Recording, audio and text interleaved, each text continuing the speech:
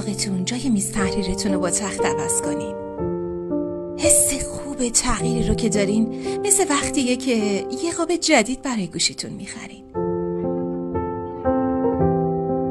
اصلا خیلی هم نباید این حس خوب برای آدم خرج برداره. کافیه نایلونی که روی کنترل تلویزیونتون کشیدین رو عوض کنین.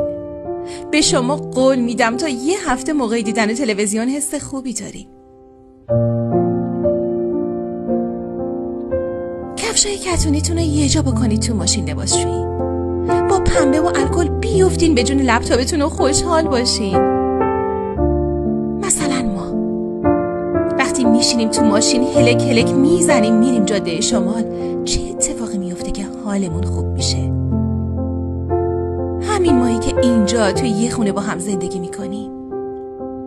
آره، ما آدم ها زنده ایم به همین تغییرها و اینم یه نیازه، مثل آب، مثل غذا، مثل عشق.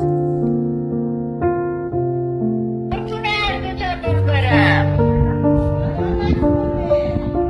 عرصتا 2 تا تیر و تخته رو که جا به جا میکنید میشه تعویض دکوراسیون، نه تغییر اتاق.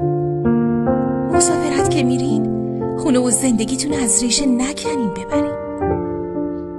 کتونیتون رو که میشورین همون کتونی قبلیه، تلویزیونتون همون تلویزیونه.